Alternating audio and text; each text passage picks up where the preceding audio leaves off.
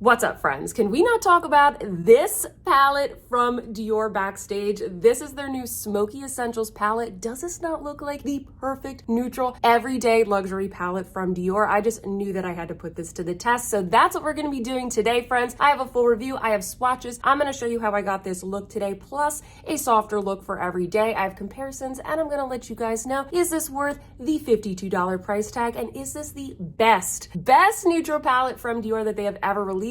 Let's get into it. All right, party people, let's dive in, shall we? I'm gonna kick things off with some daylight close-ups of this palette. Now, as I mentioned, this retails for $52. It is made in France, and it is also talc-free. In terms of the color story, we have some really nice neutral to cool tones. We've got some pops of mauve. We have a shimmering charcoal. We also have a really beautiful pearlescent white in this palette. Now, as you guys can see from the swatches, these shades, the formulation in general, is very soft and subtle and blendable. You guys are gonna see in the demo, these shades don't pop as much as like a Natasha Denona palette, for example. It is Dior. And I will say, in my experience, I think the Dior Backstage line, it's a little bit more subtle. It's a little bit softer than even the mainline Dior shadows. Comment down below if you guys agree with me. It doesn't make a lot of sense to me because this is supposed to be like the makeup artist line. So you would think it would be more pigmented and more sparkly, but it's not. These are very much like everyday palettes, and you do get more shades to work with. Now, something that I want to mention, guys, because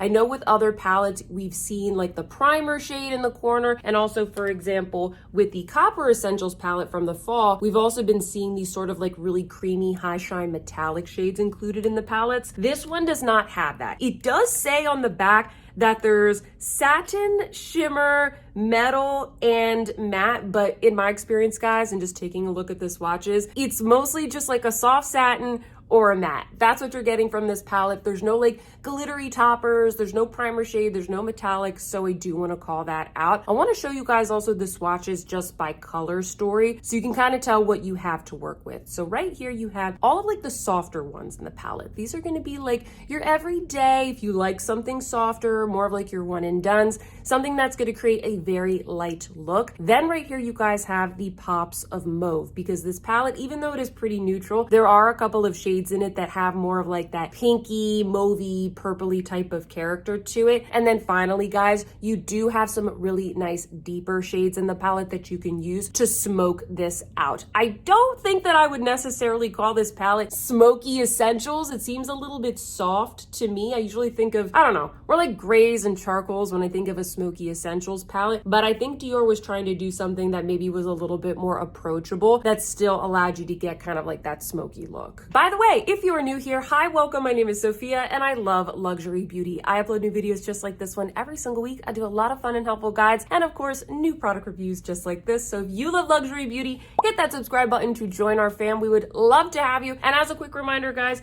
I'm going to be linking everywhere where you can buy this palette in the description box down below. I purchased this from the Dior website, so that will be linked down below, but also I'm sure it is going to be popping up at other retailers. So I do try and keep that updated for you. I do use affiliate links, so if you shop through them, thank you so much. All right, friends, let's dive into the Smoky Essentials palette. I'm going to start things off kind of soft so you can see something that's maybe like a little bit more everyday, and then I'm going to show you guys how you can deepen things up with the darker shades in the palette, because it is called the Smoky Essentials palette. I feel like we need to do a smoky look. I'm just starting things off with this bronze shade right here. All of these shades are pretty soft, really good for one and done, really good for every day. This is really the only one, other than the white actually, that isn't mauve leaning. I'm going to show you guys a quick little look right here that I did yesterday because I wanted to do a wear test with this palette. I used some of those lighter shades on the top row, and you'll see it came out really beautiful and soft, but also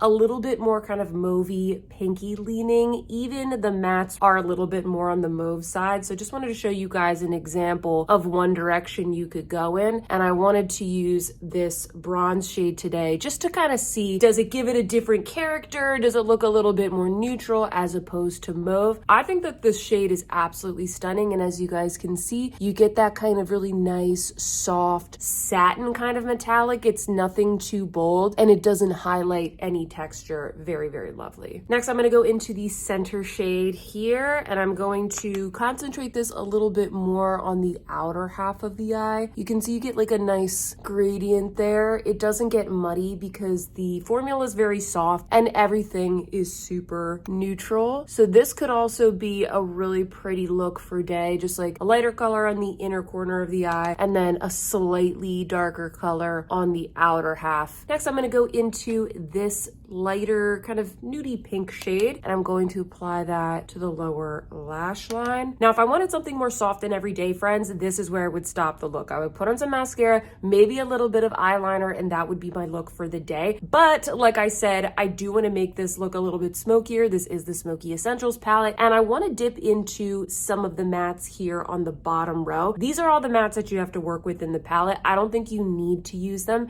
As I said, this could be your look, but I do want to point out that, you know, one of them is a black, okay? So it's going to be a pretty dark shade. And then the other two that you have here do have more of like that mauvey purpley character. So if you're somebody who normally reaches for a matte, just kind of keep in the back of your mind, most of your looks, they're gonna have that mauvey color to them. I'm gonna go into this one right here, very softly around the outer corner of the eye. I feel like when I layer this one on top of the more bronze shade, it doesn't look quite as mauve. They didn't include a brown matte in this palette, or even really a gray matte in this palette. It's called the Smoky Essentials, but I don't know. I don't think that would be necessarily the perfect name for this. Next up, I'm gonna go into this shade right here. This is one of the metallic shades. This is also the one in the palette that is the most sparkly, looks like it gives the most impact. This shade is a little bit softer than the rest. So I'm gonna make sure that I tap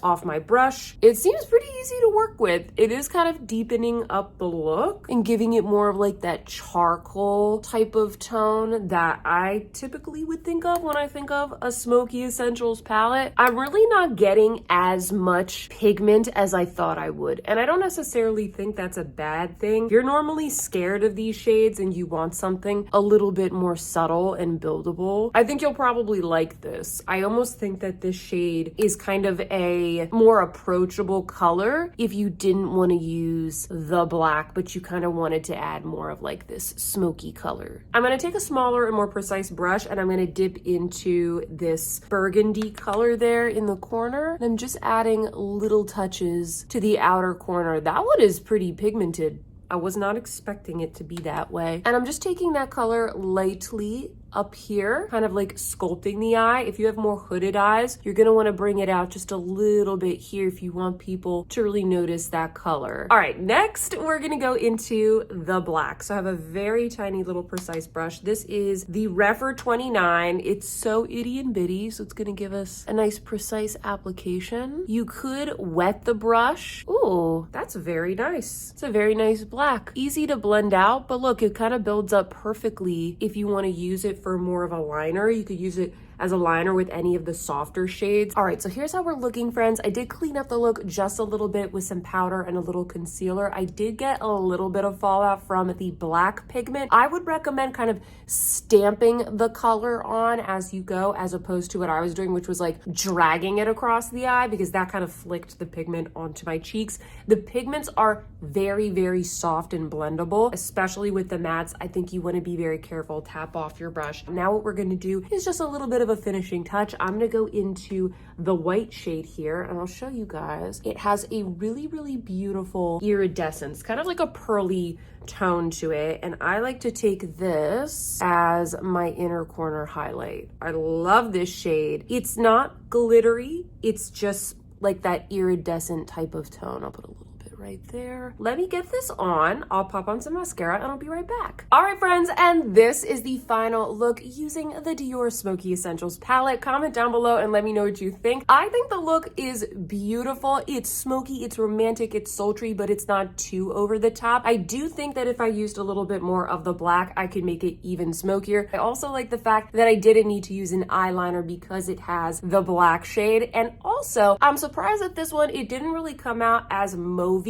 as the more subtle look that I showed you guys earlier. So I do think that just depending on the colors that you use, if you use more of like these right here, you can get something that's more of a neutral to cool toned neutral look as opposed to something that has these pops of purples and mauves. And by the way, guys, if you're wondering what is on my lips, I am wearing one of the newly reformulated Dior lipsticks. This is in the shade 10 Dress. I'll link it down below if you guys like this shade. And make sure you're subscribed to my channel because I am going to be doing another review on this reformulation and some comparisons for you guys. All right, friends, now it is time for my final thoughts. Is this the best neutral eyeshadow palette from Dior? I'm going to tell you what I like, some things I think you need to consider, and also afterwards, we will do some comparisons with some other palettes that you all requested. If you guys couldn't already tell, I really like this palette. I think it's beautiful. I think it's chic. I think it's very easy to use. And in fact, the Dior Backstage line, that's kind of what they do really well, is just really beautiful everyday palettes with varying different types of tones. But what I really like about this one in particular is that compared to some of the other ones that they've released in the past, which were maybe a little bit too basic for me, they took the concept of a smoky palette, something a little bit more romantic, something a little bit more sultry, and they made it really nice and approachable for every day. So do I think this is the best neutral palette at Dior? I think it's definitely one of them. You know, in their main line, guys, if you haven't been keeping up, they recently reformulated all of the main line palettes. I think they technically reformulated these as well, but with the main line, I feel like the quality is a little bit inconsistent, and they did get rid of some of the other neutral palettes that they had in the line, and the ones that they replaced them with, not all of them are the best. I'm just gonna be honest, not all of them are the best. And so I feel like a lot of us were kind of searching for that perfect neutral everyday Dior palette, and I definitely think that this can be one of them. I'm very excited about it. I think it is super beautiful. However, I do have some things I think you need to take into consideration that I want to mention. The first one is, if you really don't like mauvey tones, this probably is not the best palette for you, because you do have 3, and then maybe this one here, it's a little bit mauve leaning. As you can see by the look that I did today, not every look is gonna come out super pink and mauve, but I just don't think it's worth the $52 if there's a couple of shades in there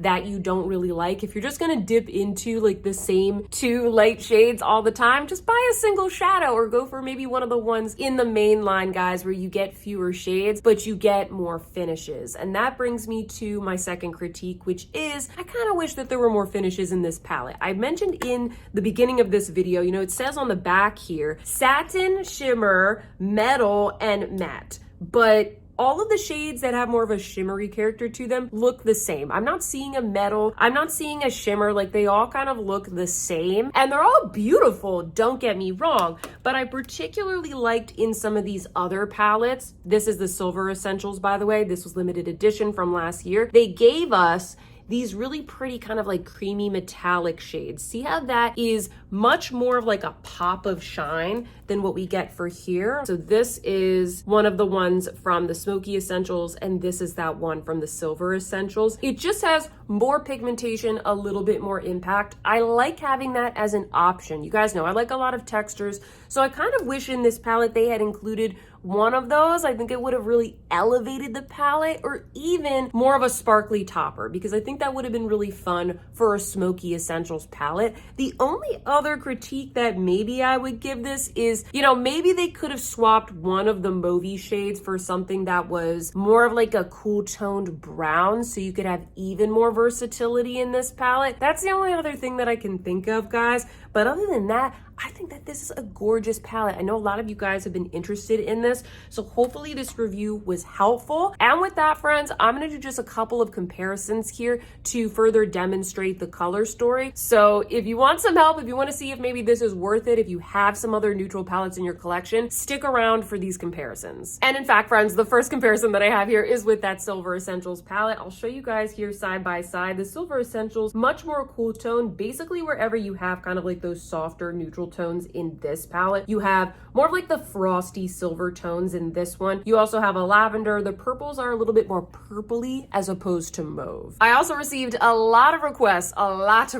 to compare this palette with the new Natasha Denona I Need a Nude. And I can definitely tell why. There are some similarities. I think you can dupe some of these shades. I think the Natasha Denona palette leans a little bit more like pinky. Some of the tones in here are a little bit more salmony. And the biggest difference, friends, is just the formulation. This is a lot more pigmented. There's a lot of finishes in this palette to play around with. I have a full review of this palette, by the way, so I can link it down below if you want to see that. You're just getting a lot more glitter. You're getting toppers. You're getting wet look shades. If you want something softer, maybe more everyday for some of you guys, I think you're going to like the one from Dior. If you are particularly fond of these softer shades that are in this palette and you don't really see yourself realistically dipping into the darker mattes, which I totally understand, then I would recommend checking out the Chanel Le Beige collection. The one that I have right here is called Tender, and I feel like you can kind of dupe the vibe of the lighter shades with this palette because you get some of those rosy tones. You have like a soft gold. You have this soft peachy shade as well. So check out the Chanel Le Beige line just in general. They have a new palette for their Winter Glow collection that's called Cool. That one's really good as well if you want something a little bit purpley. The next couple comparison palettes were highly requested and they pretty much all have the same classic cool tone neutral color story, so I'm going to lump them all together. Most of them kind of replicate what you're getting from this little quad right here. The first one is YSL Store Dolls. So I'll show you guys a little side by side. It's not exact.